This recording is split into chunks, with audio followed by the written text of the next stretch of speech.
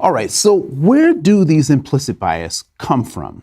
Actually, it comes from our own brain, a gift that our ancient ancestors gave us to help us adapt to a changing world. So I want you to imagine 3,000 years ago, before people started settling in large cities. For the most part, we were nomadic people. We were hunters and gatherers.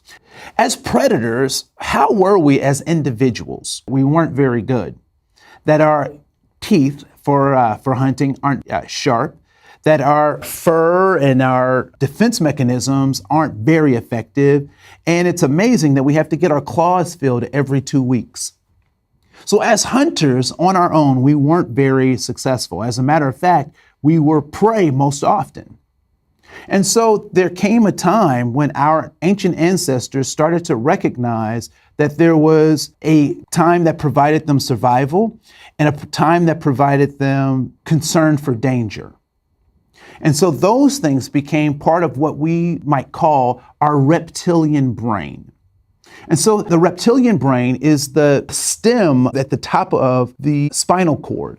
It controls very basic functions, and primarily it controls two ways of interacting.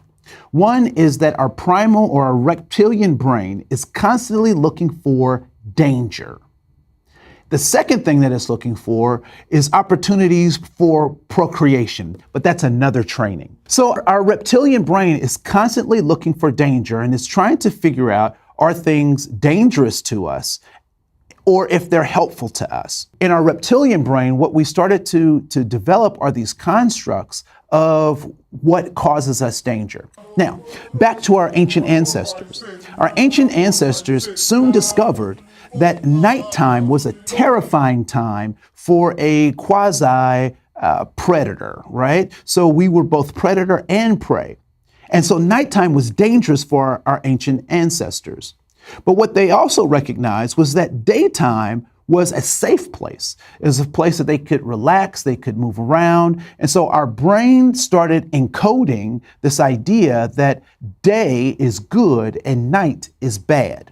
Later on, our mammalian brain, which actually is able to take that fight or flight response that happens in our reptilian brain, that looking for danger, and actually starts to problem solve just a little bit to signify how we feel about that danger, right? So we get that mammalian brain that sits right on top of the reptilian brain. And then we have something called the neocortex, which is the largest part of the brain, the big gray matter that sits on top of the mammalian brain, and the mammalian brain sits on top of the reptilian brain. And this prefrontal cortex, or the neocortex, is where we have executive functions of decision making.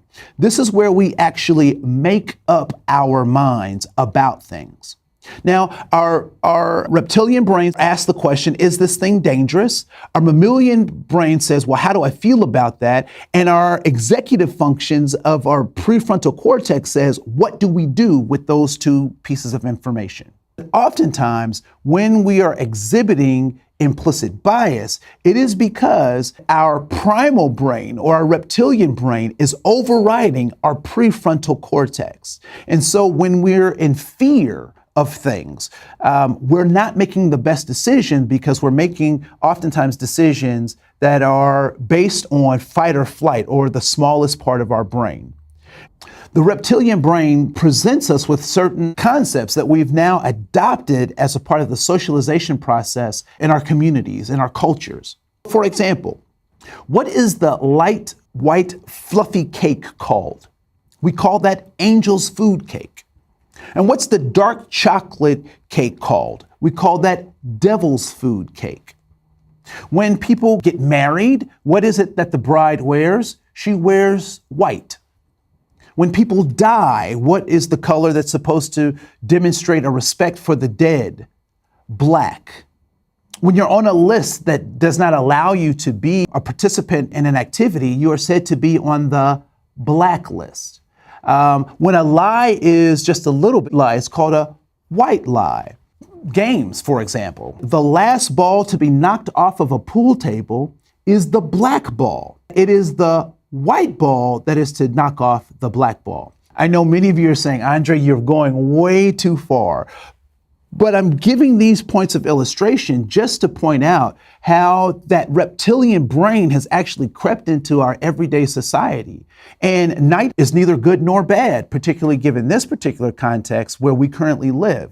But those encoding pieces have been a part of our psyche and now demonstrate themselves in some very profound and important ways.